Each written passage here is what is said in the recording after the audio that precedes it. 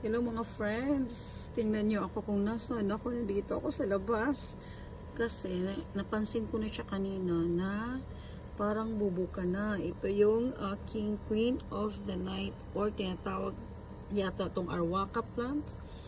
Merong isa na hindi pa siya bumubuka, pero itong isa nag-start na siyang bumuka. Sabi nila pagka gabi lang siya bumubuka, and then after one night nagko-close din siya uli. So ngayon ito nag-start na siyang mag-open. Oh wow, ang ganda niya.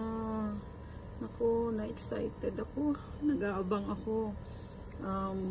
Kanina pa ako dito, mga pabalik-balik ako, mga 8:30, wala pa siya. Ngayon nagsa-start na siya. Oh wow, very excited. Swerte daw to. Sana swertihin ako. Walang sana. Swertihin ako nitong taon na to. Lahat ng wish ko matutupad. Hindi wish.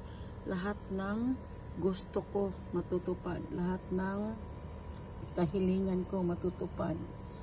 Queen of the Night. Ayan na siya. Oh, ayan, ang ganda niya. Oh wow, na-excite ako. Anong oras kaya ito talagang bubukas siya? Gusto ko siyang ma-obserbahan talaga, ma-watch siya kung yung nakabukas na talaga lahat. Wow, yan lang siya. Oh. Tapos yan na, ang ganda. Very excited ako na magbukas siya. Ganon pala siya, ano. Oh, ayan na. Oh, lapitan natin yan. Unti-unti siyang bumubuka, no. Ang galing. Ang ganda naman. Oh my God. Excited talaga ako. Yan na siya. Oh. So siguro wait ko siya ng mga 2 hours bago siguro siya mag-open. Ang sarap ng feeling na nagbubukas siya.